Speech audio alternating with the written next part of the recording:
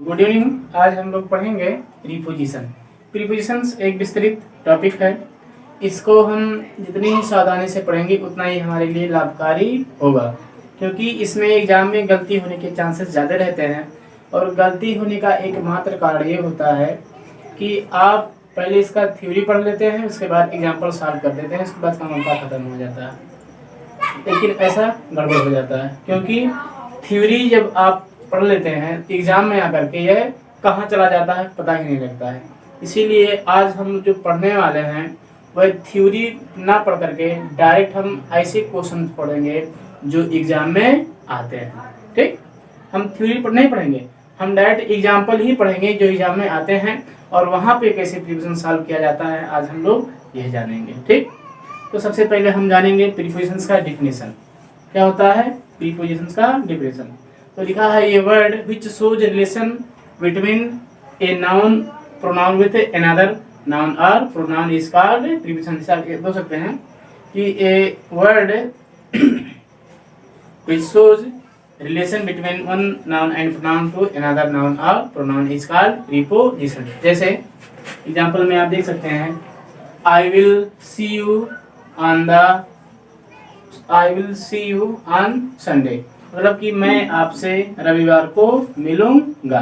फिर कह रहा है he was waiting for the train, वह रेलगाड़ी की प्रतीक्षा कर रहा था।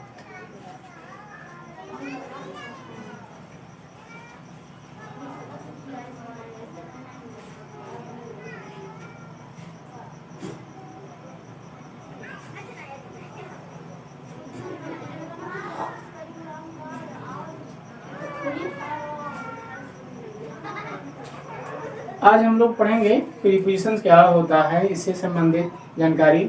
देखिए प्रीपोजिशन हम आज ऐसा नहीं पढ़ेंगे कि थ्योरी पढ़ने के बाद उसका एग्जाम्पल सॉल्व किया जाए, क्योंकि थ्योरी पढ़ने के बाद जब हम एग्जाम में बैठते हैं तो थ्योरी हमारा भूल जाता है और जो प्रीपोजिशन पढ़ा हुआ किसी काम का नहीं होता है। इसीलिए आज हम लोग एग्जाम्पल के माध्यम से प्रीपोजिशन को पढ़ेंगे। तो सबसे पहले हम जानेंगे प्रीपोजिशंस का डिफिनीशन। तो ए वर्ड, देखिए आप बोर्ड स्क्रीन पर आप देख सकते हैं, लिखा है ए word which shows a relation with a noun और प्रोनाउन विथ अनदर नाउन और pronoun in a sentence is called prepositions. का मतलब एक ऐसा शब्द है जो वाक्य में एक नाउन या प्रोनाउन से किसी दूसरे नाउन या प्रोनाउन के बीच में संबंध बताता है, क्या कहलाता है? प्रीपोजिशन कहलाता है। क्या कहलाता है? प्रीपोजिशन कहलाता है। जैसे एग्जांपल में देख सकते हैं कि he was waiting for the train at the station. तो यहाँ पर दो प्रीपोजिशन आपका यूज हुआ है, एक फॉर का और एक एट का। यह दो नाउन या प्रोनाउन के बीच में संबंध बताने का काम कर रहा है। जैसे एट का बता रहा है उस स्टेशन की स्थिति, मतलब स्टेशन और इनके बीच में क्या है कि वो स्टेशन के बाहर ही मिलेंगे। ठीक, तो आज हम लोग पढ़ेंगे प्रीपोजिशन का कॉन्सेप्ट। तो सबसे पहले आपका एग्जांपल, हम एक एग्जांपल के माध्यम से डायरेक्ट शुरू करेंगे। ठीक है, जैसे I will meet you on Sunday. अब एग्जांपल में आप देख सकते हैं I will see you on, sorry I will see. अब यहाँ पे आपके पास तीन प्रीपोजिशन ये जो ऑप्शन है ए बी सी, और तीसरा है आपका ऑन, इन, एट और फ्रॉम। अब हम इसमें क्या करेंगे कि I will meet you Sunday. अब इसके पहले हम किस प्रीपोजिशन का यूज करेंगे इसी से संबंधित हम, तो आप जान लीजिए कि अगर संडे हो और मंडे हो या अगर कोई डेट और टाइम हो तो हम किसका यूज करेंगे? तो ऐसे कंडीशन में हम ऑन का यूज करेंगे। तो हम लोग जानेंगे कि पहले डिफिनिट, अगर कोई डे हो, डिफिनिट टाइम के लिए हम, ठीक है, कोई भी डिफिनिट टाइम हो या फिर आपका कोई हो लोकेशन, क्या हो? लोकेशन, डिफिनिट टाइम और डिफिनिट लोकेशन हो, या अगर कोई डे हो मतलब कोई भी दिन हो या कोई डेट हो, ठीक, या कोई मंथ हो या फिर ईयर हो, ठीक, तो हम किसका यूज करते हैं। जैसे यहाँ पे तो आपका मंडे हो गया, लेकिन अगर कोई डेफिनेट टाइम या लोकेशन दिया हो, डेज या डेट दिया हो, मंथ या ईयर दिया हो, तो हम किसका प्रयोग करेंगे। तो अगर टाइम या लोकेशन दिया है तो हम ऐट का यूज करेंगे, ठीक। डेज या डेट दिया है तो हम ऑन का यूज करेंगे। कोई मंथ या ईयर दिया है तो हम इन का यूज करेंगे। जैसे आई शैल मीट यू, ठीक। अब देखिए कहां पर हम किसका यूज करेंगे, ठीक।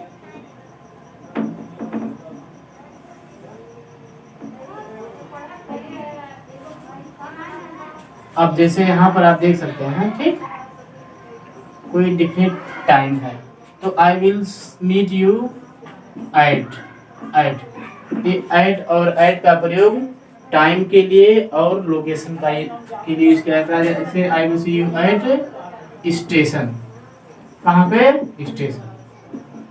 स्टेशन डिफरेंट लोकेशन आपका हो गया। जबकि एट भी 5 o'clock, मतलब एक निश्चित समय हो गया। फिर यहाँ पे आप डेज या डेट की बात आ गई, ऑन संडे हो गया। फिर 2 अक्टूबर आपका हो गया, ठीक। फिर अगर कोई डेट हो गया मंथ, तो मंथ के लिए इन का यूज करेंगे, या फिर ईयर है तो ईयर के लिए भी हम इनका यूज करेंगे।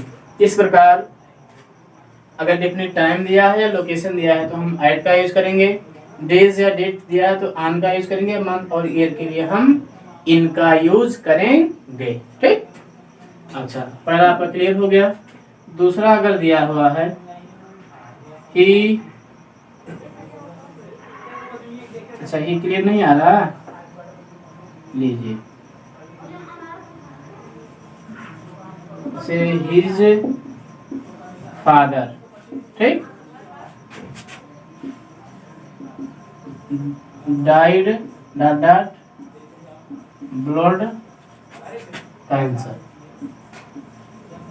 ठीक। अब आपके ऑप्शंस हैं ऑफ,